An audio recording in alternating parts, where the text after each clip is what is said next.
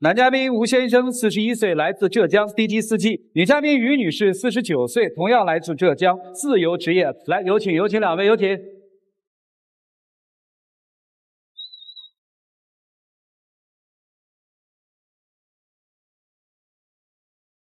欢迎两位哈，认识1年多了是吧？哎，对，1年多。想娶她啊？想娶她，特别想，特别想。哦，离异是吧？有孩子吗？有。男孩女孩？女儿。女儿多大了？19岁。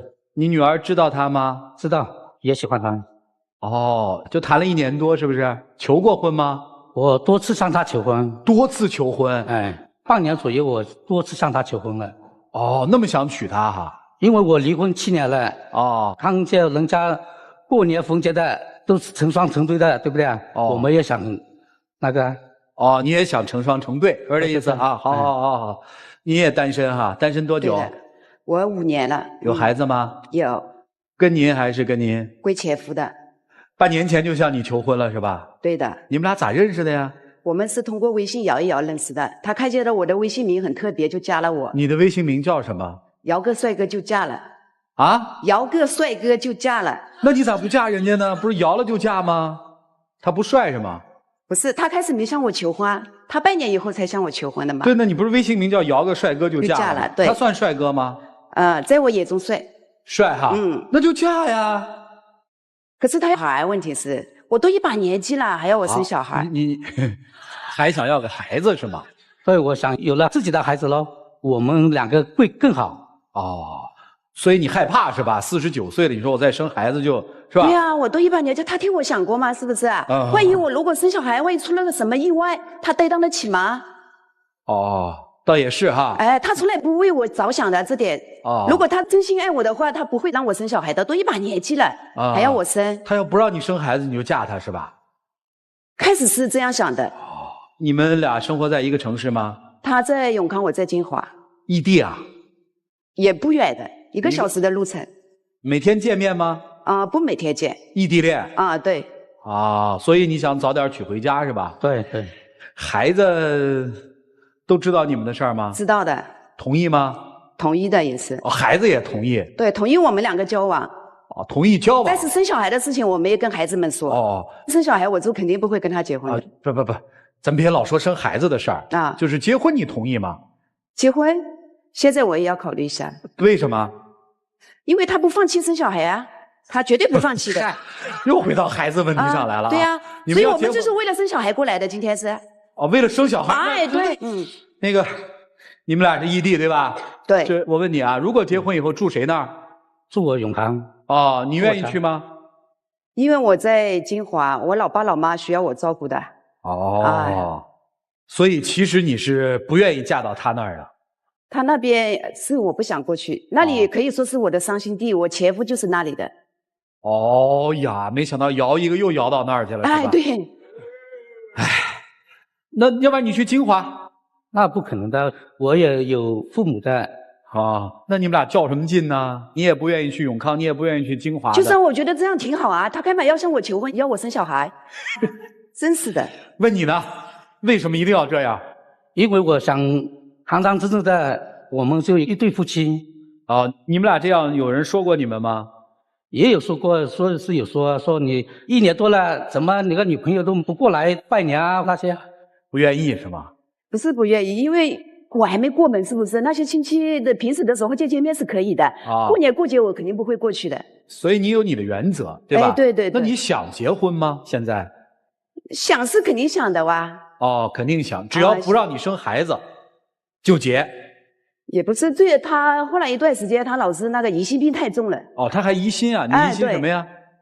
我打他电话也不接，微信也不回，我感觉到我要给我断了，我就来到这里来了。你是觉得他要跟你断是吗？哎，对。是这样子的，朋友请我去打牌吗？他问我电话打我，问我在哪里，我就发了一个位置给他，他过来了嘛，过来一看，坐在我旁边，大着个脸，他说回去，我说干嘛了？他说走，我说让我这盘棋打完啊，他就拉着我的手就走了。他一点不顾我的面子的，因为我就是偶尔打一下麻将，又不是经常打，是不是？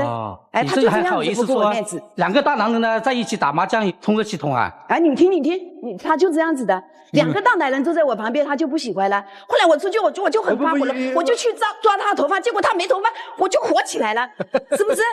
我这火起来，我想打他，他一把抱住我，就这样子。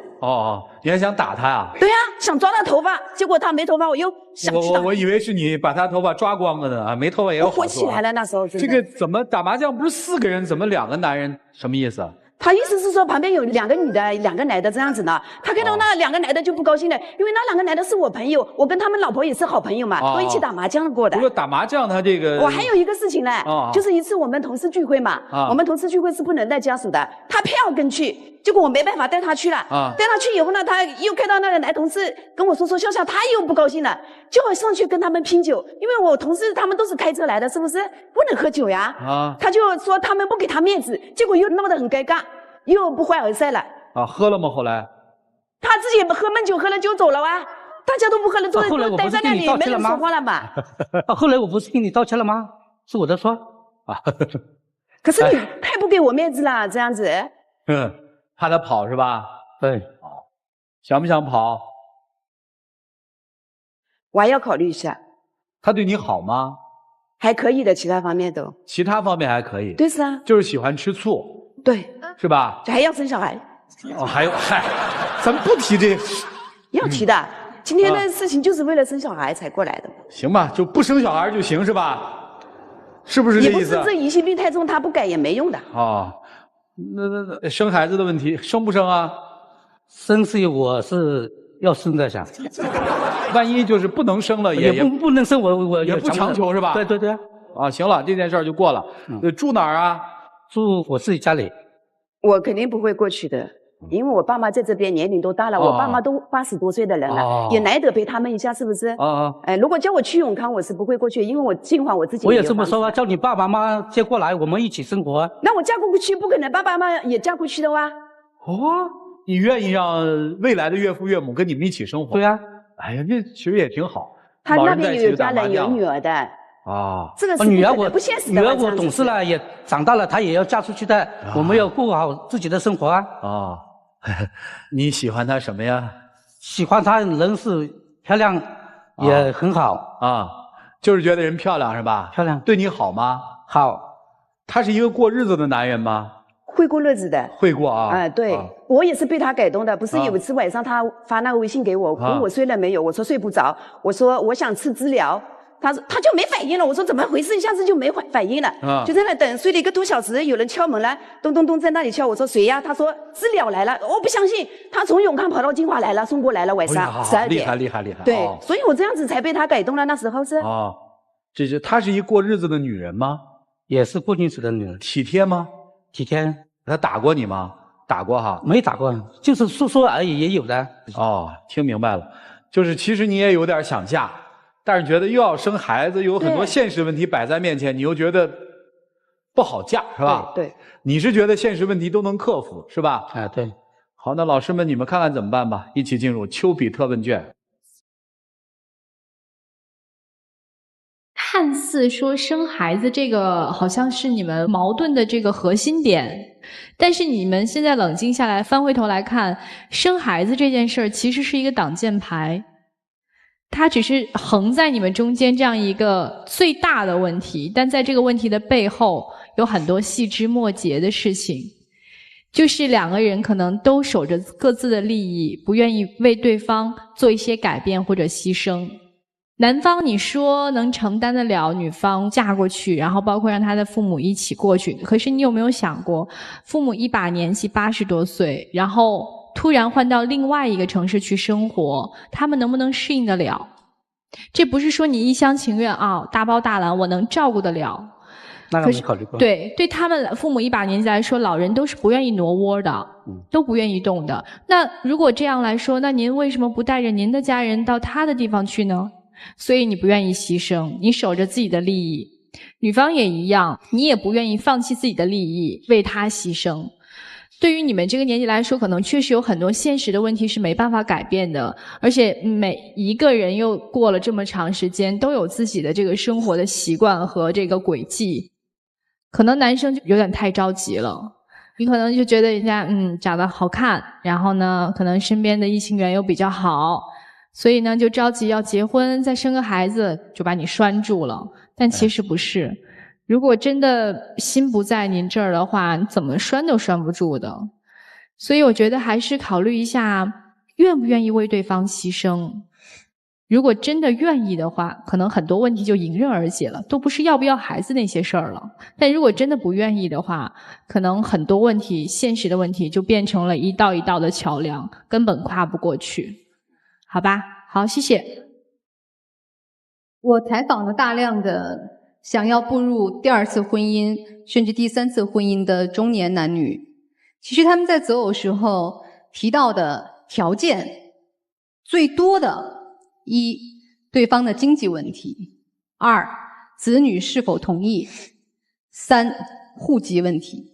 因为当我们要再婚的时候，和我们初婚不一样，初婚可能很多时候考虑的是爱，因为我们还有时间去共同养育儿女。而到了创造财富，共同养2婚，我们很多条件自然就发生变化了。那我们可能会把这些排序排在前边。但是实际上当我采访的时候，发现真正走在一起的还真的不全是什么所谓的户籍、经济等等的原因，就是所谓的眼缘儿，实际上也就是彼此的感觉，加上相处之后的磨合，那么所有的条条框框都会被打破。为什么会被打破？因为婚姻的本质还是爱。我觉得其实你们的感情也没有那么的深。先生一上来就说我想结婚啊，逢年过节的多可怜啊，别人都是一对一对，我是一个人。其实你更多的是希望有个陪伴，解决你的寂寞。当然这也是我们结婚的原因，谁都害怕寂寞。但是是不是真的那么欣赏这个女人，愿意爱她，为她付出，你自己要去考量。女士，其实我觉得你对她心中应该没有太多的那种渴望结婚的感受，因为你连微信号都是什么摇一个帅的就嫁了，你却迟迟不肯嫁他。我认为是你觉得你还没有完完全全的爱上他，或者是说他的标准和条件并没有完全符合你的要求，只是说这个时候出现了一个男人给你温暖，你觉得是一个陪伴，而他并不是你认定的以后能够携手走下去的人。所以你的犹豫，你的纠结正代表了你没有那么爱。你们自己去考虑是否值得走下去，好不好？留给你们时间自己考虑吧。谢谢。你怎么会想到取一个那么绝的微信名字？我也无意之中我自己想到这个微信名。你真想摇个帅哥就结婚？也不是的，实际是如果他愿意给你生孩子，你愿意从永康搬到金华去吗？那也我不会。还是不愿意？老吴，你知道什么样的女人最有魅力吗？最美丽的也是她。我告诉你什么样的女人最有魅力，就是平时很严肃的女人突然之间变得时尚起来，平时很时尚的女人突然之间变得很严肃起来，都很有魅力。她就是。对啊，就是你一看她的名字，哎，再一见果然是一个时尚的女士，虽然到了这个年纪但依然很有风韵。但是了解之后你才发现其实她很保守，又是一个相对于来说贤惠的过日子的女人，突然之间在一个女人身上的时尚、保守和传统美都结合了起来，所以你欲罢不能了，对吗？但其实她不是这样。别看你染着黄头发，别看着你穿短裙，别看你取个名字叫摇个帅哥就结婚，你胆子没那么大，你偏要装成一副大胆的样子。你本来起个那个名字就是好玩，或者内心有一点这个想法，但真正当这种事儿来了的时候，你是不敢的。更何况你离了过一次婚，你更不想在下一次婚姻当中再失去什么，所以我一定要守在金华，让你为我妥协。对，这是错误的。您应该想一想，其实到了第2次婚姻的时候，志同道合比情投意合要更重要。老吴他看着年轻，49了，你让他给你生孩子，人家愿意给你生孩子，你也不愿意搬到人家家去。婚姻是要双方付出的嘛，对不对？你说一个这样的女士，你认为她又漂亮又贤惠，那你说人家图你什么呢？好不容易图一个信任感，你管人家管三管四管手管脚，人家跟自己的朋友吃个饭或说个话也不行，你说别人图你什么？你总得有点什么让别人有个念想，要么念你人好，要么念你愿意付出，要么念你体谅别人不用生孩子。你什么都没有东西让别人可图，凭什么要嫁给你？当然你的内心想法跟他是一样的，你也离过一次婚，你也不想再输一次，所以你咬得死死的。所以说第一，两个人都要坦然接受过去的婚姻，那不一定是失败的婚姻。我不认为离婚就一定是失败，那是双方的原因。不要更多的去把自己的前半生来捆绑自己后半生，前半生失去的东西要从另外一个人身上找回来，这于人于己都是不公平的。然后第二就是知行合一一点，你是个什么样的人，就请你起个什么样的名字，表露出什么样的言行。你想要得到，就请你付出，好吗？就这样。两个人在一起，重要的是你们能不能追求到双方认知的共同的幸福生活。如果是，没问题；如果不是，强求也强求不来嘛。好，接下来一起进入那几天喝古方红糖真情60秒。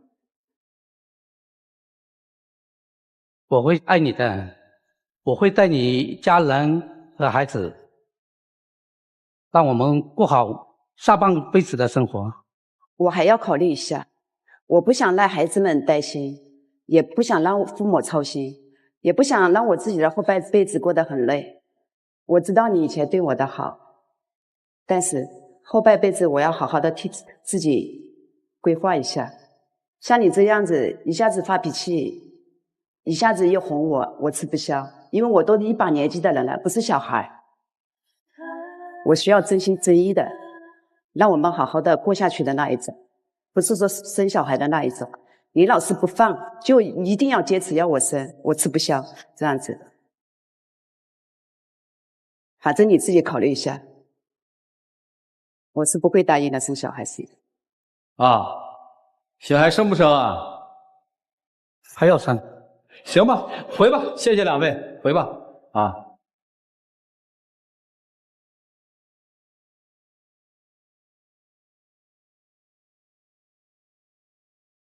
我们的爱情到这儿刚刚好，来老吴，剩不多也不少，还能忘掉。